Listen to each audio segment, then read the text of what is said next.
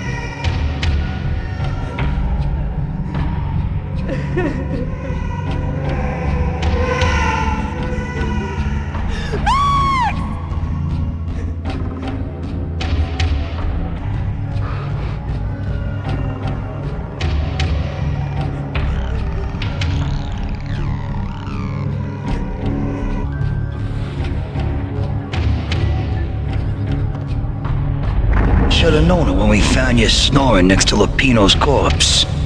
A comedian, huh? The pictures were filled with good old times. Michelle looked at me from the photo.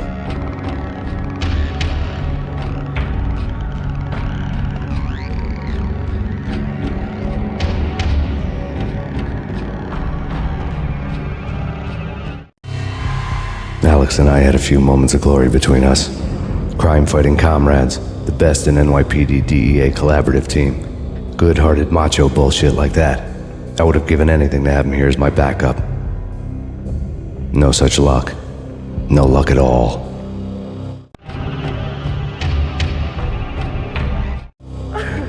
The Payne family. Happiness captured in a Polaroid moment. I had thought it would last forever, till death do us part. I didn't want to think about it. As long as I didn't, it could never happen. But I had broken my own rule. The thought had already slipped in. Fear was rusty needles poking at my brain. Cold and scaly, it slithered down my chest.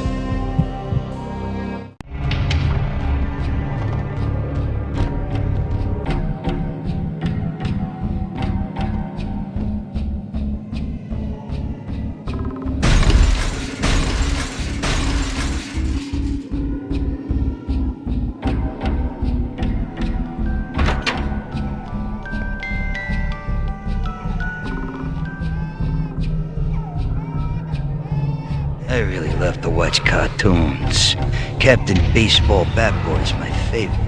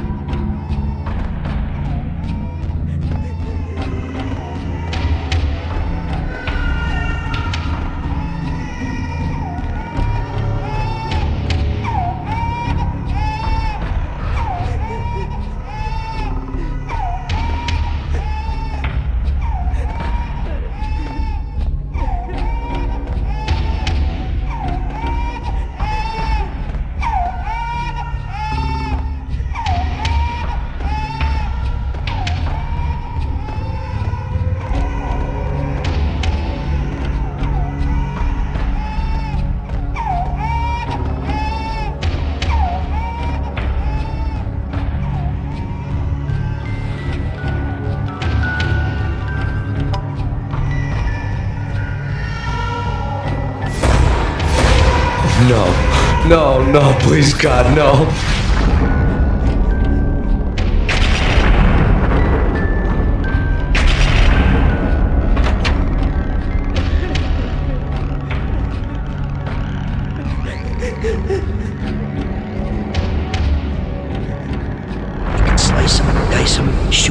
holes, blow them to bits, vaporize them, disintegrate them. No matter what you do, they'll still be back, good as new. Michelle's diary lay on the table. Michelle was working part-time in the district attorney's office. Her diary was open on today's entry, her handwriting all pretty curves. An army dossier found its way to my desk yesterday. Valhalla? Isn't that a Norse myth? Something about Vikings? I tried to tell Max about it, but he was busy, that cute frown on his brow. Guess it's nothing, just a mix-up at the courier service. From now on, I would always find time for her. It was a hollow promise. Too little, too late.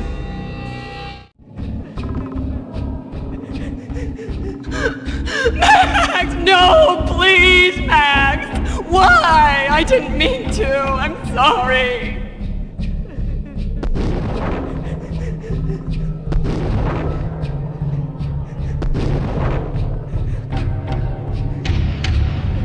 Murderer! You killed her!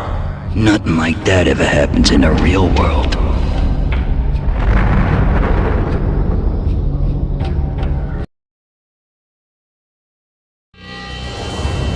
I woke up in a bad dream. My head felt 2 sizes too small for my brain. Max Payne. I envy your name. And the killer was smiling. Pleased to meet you. I'm Frankie the Bat Niagara. Niagara, as in you cry a lot? He had a baseball bat and I was tied to a chair. Pissing him off was the smart thing to do.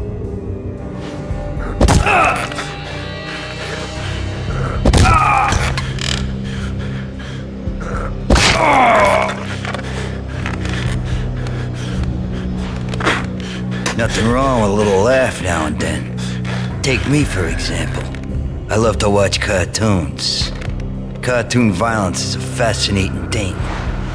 Let's take a break. I need to take a leak and maybe grab a cold one at the bar. Don't worry. I'll be back to finish this off. And then, it's checkout time. You play, you pay, you bastard. He swaggered out, and the door clanged shut behind him, locks clicking into place. Everyone makes mistakes. Mine hadn't been to crack jokes about the goon with the bat. He'd have cracked my skull regardless. It hadn't even been to trust a girl with a gun. I had blindly gone after the first bad guy on my hit list when I should have been aiming further up the ladder, at the head of the Punchinello family. I couldn't bring myself to be pissed at Mona. Guess I had a soft spot for a pretty face.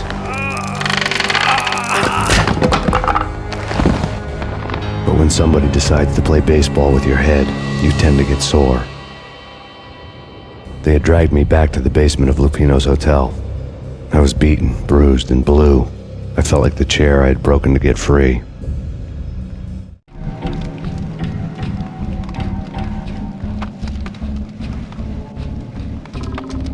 All I had was Niagara's bat, sticky with my own blood. Without a gun, I'd be no match for Frankie's men. I'd have to play hide and seek with them.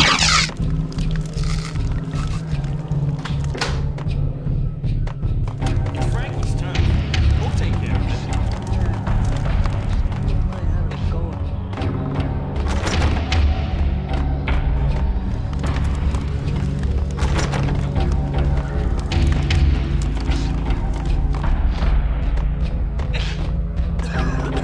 What the hell?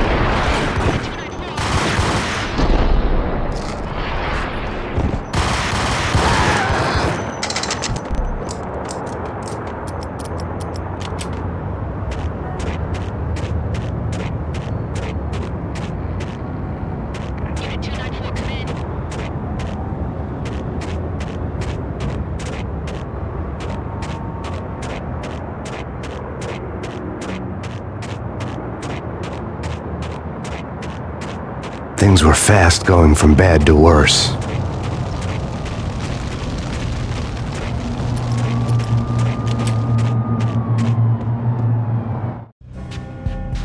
The men in blue had come and gone. They had decorated the place with chalk outlines and tied it together with yellow tape. The cops who had stayed behind were dead. Frankie, his boys, and I had the place all for ourselves. Just forget about it. Just forget about it. Hey, just forget about it. That crazy witch, you should have heard her. She was a real scream when the boys caught her trying to cap the Don. Oh, that's friggin' bad. To the trio? That's even worse than what Frankie's doing to that poor bastard downstairs. She's gonna take a long time to die. The mobster muscle on the phone was talking about Mona. Punchinello's trio were nothing but bad news. There he is!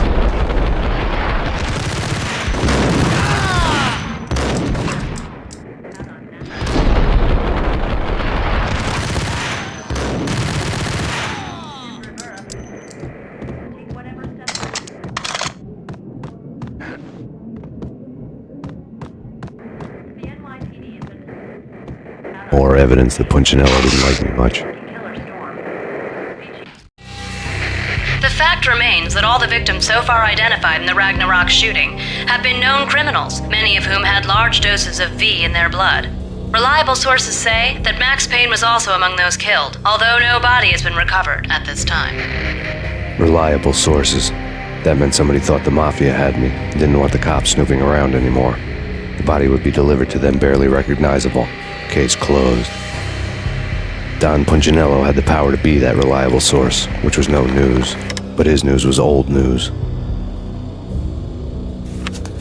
Framing me hadn't been enough. Don Punchinello had put a hit on me. He wanted me dead, and it had been important enough for him to give written instructions to Frankie about it. Max Payne should die like a dog for the trouble he's caused. Frankie, I know I can trust you to give this matter the dedication it needs.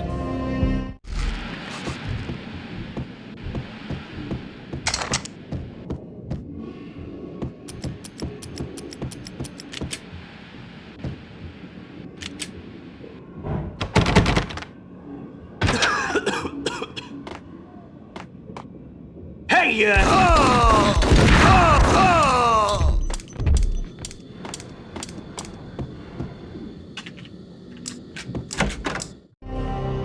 The hotel bar was fast developing quite a history. True to his words, Frankie was there, having a beer. Jesus Christ. How the hell did you get loose? Got bored waiting. Thought, what the hell, we could just as well finish this here. Fine by me. This looks like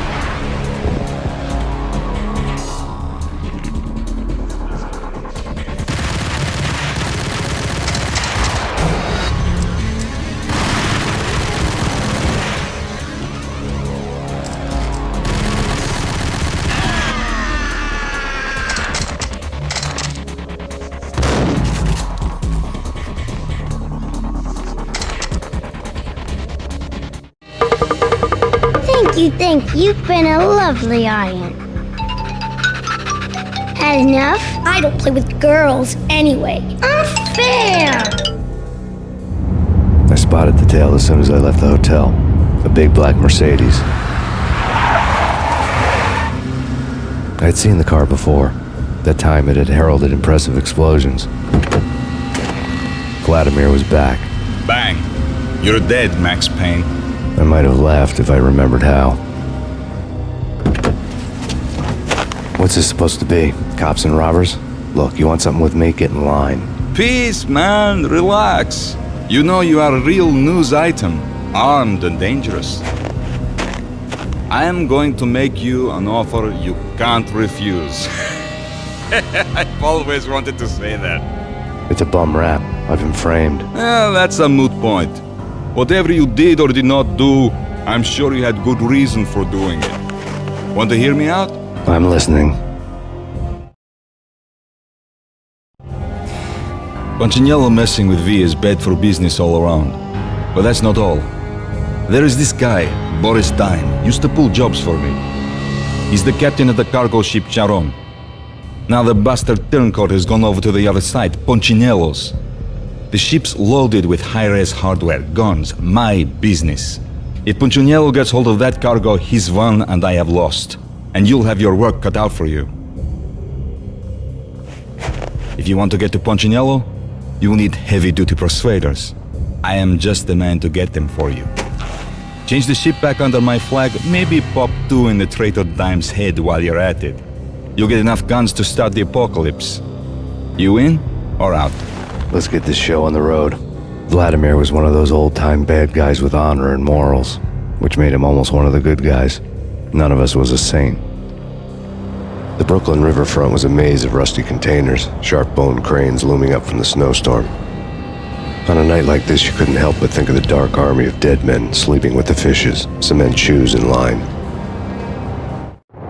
No Minotaur lurked in this labyrinth, but somewhere out there, on the clanking deck of his cargo freighter, the skipper of the Chiron was waiting, like the ferryman of the river Styx. Hold it!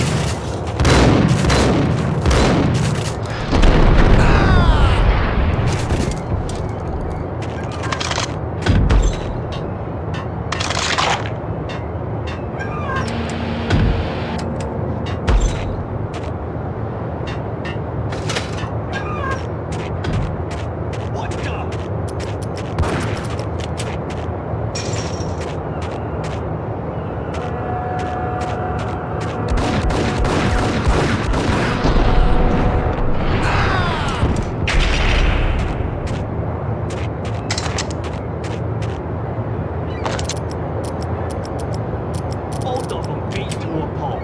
I swore.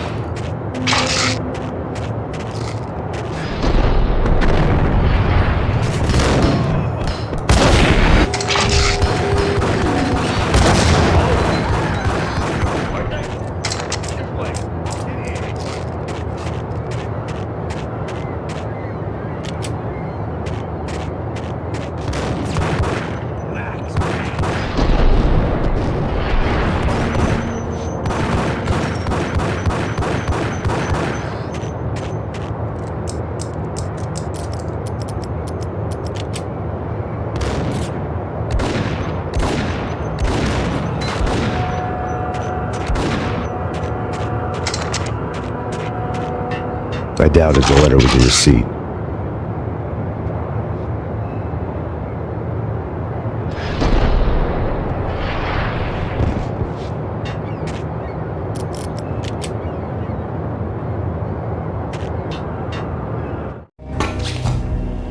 Rico Muerte had come to town to do more than just sort out family troubles. Exhibits number 1, 2, and 3.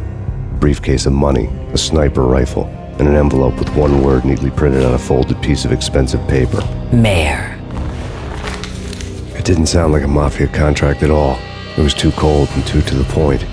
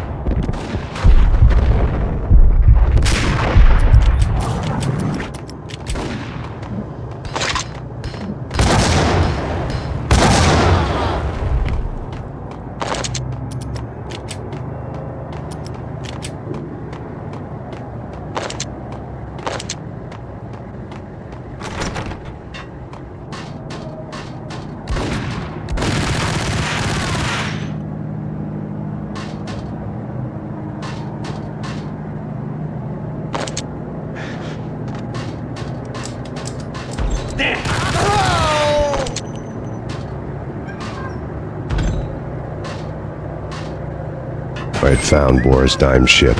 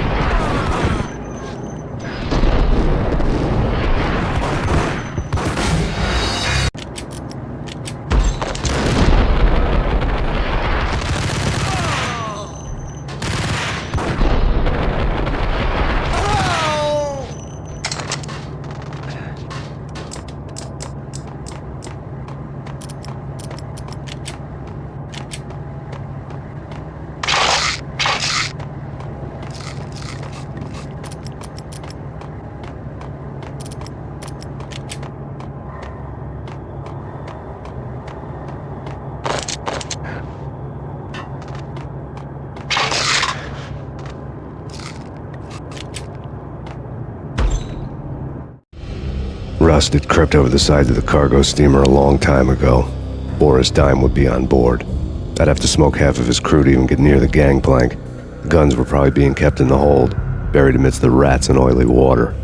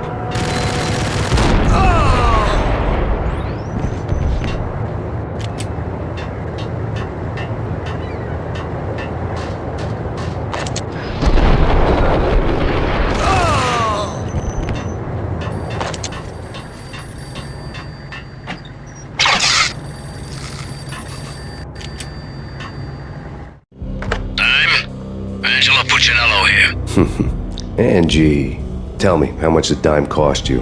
I bet it was more than his name. Max Payne. Right the first time. You're dead, punk. You sure you're not confusing me with Boris here? But you are right, of course. Pretty soon we should get together and have a talk. You son of a... Pissing Punchinello off was a dangerous game, but when people get mad, they make mistakes. I should know. That's where I wanted Punchinello, mad enough to trip over his own feet, preferably into a grave.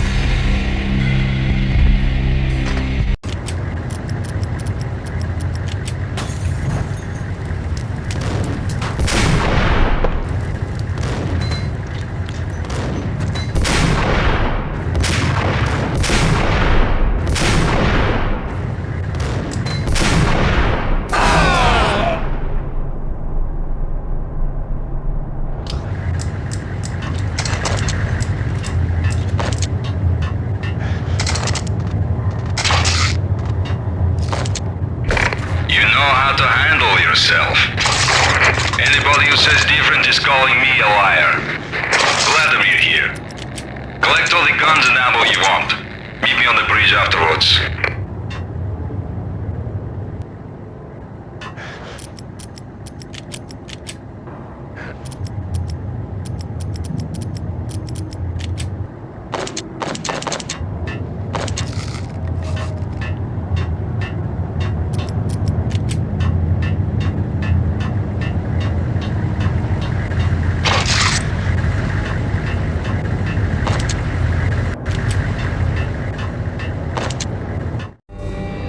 Did you get everything you need? Check.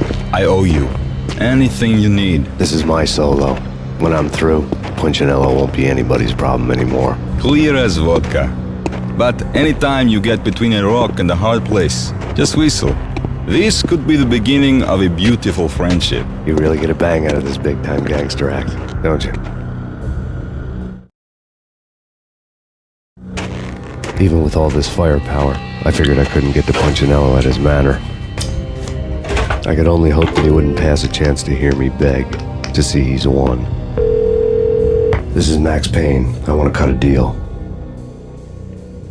Payne, you're a dead man. That's what everybody keeps telling me.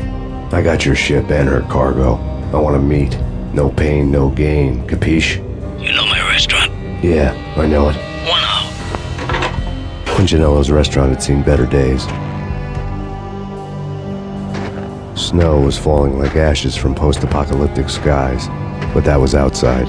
Things would soon get hot in the Don's restaurant.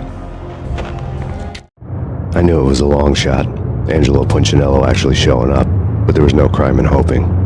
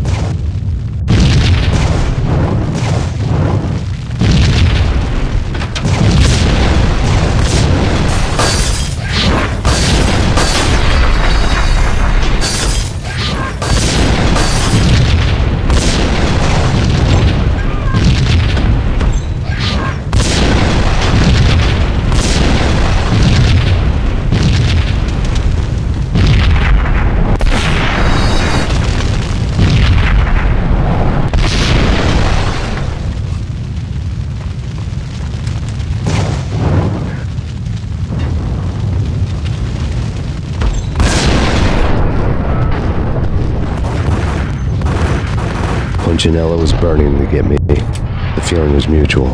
He was trying to put out my flames with gasoline.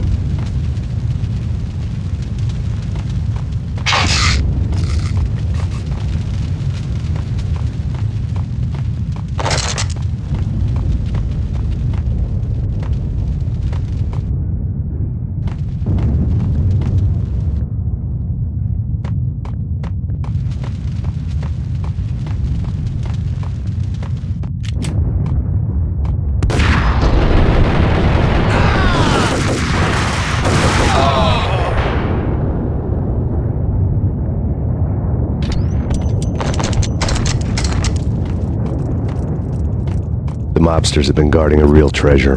The way out of this disco inferno. There he is! The mobsters have been guarding a real treasure. The way out of this disco inferno.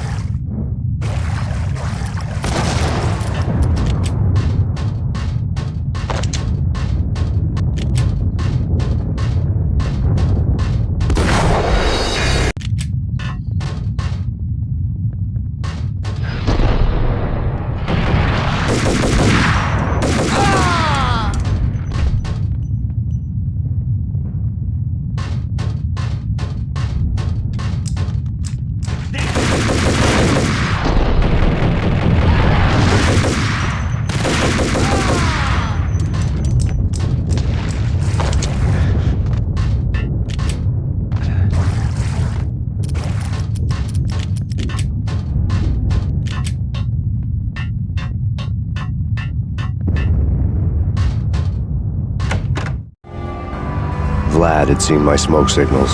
The Mercedes was revving to go, almost drowning out the banshee wail of the sirens. You coming? We'll drop you off at the Punchinello Manor. Sounds good to me.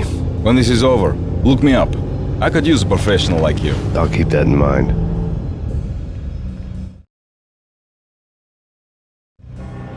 The night groaned with cold. The garden lights flickered nervously. In their light, the falling snow was dead white before the darkness ate it up. I had heard the stories. The trio were mad dogs. They'd have hung the heads of their enemies over the manor gates if the capo had only let them. Punchinello wanted pain. He'd see the pain. The trick in my situation was that there was no trick, no matter what the movies tell you. No rules, no secret mantra, no roadmap. It wasn't about how smart or how good you were. It was chaos and luck, and anyone who thought different was a fool. All you could do was to hang on madly, as long and as hard as you could. Someone had graciously left the back door open for me and killed the guards. My money was on Mona. I knew the trio would be standing between me and Punchinello. I had read their rap sheets, thick as phone books. No one would be walking out of here alive. The numbing cold of the broken night had followed me in. Upstairs, the trio tangoed down the manor halls to the silent rhythm of their murderous hearts, the blood of their victims rust on their lips. Vince Mugnano, Pilot Providence aka Big Brother, and Joe Deadpan Salem. The pistol was a frozen lump in my hand, piercing the skin, gnawing me to the bone.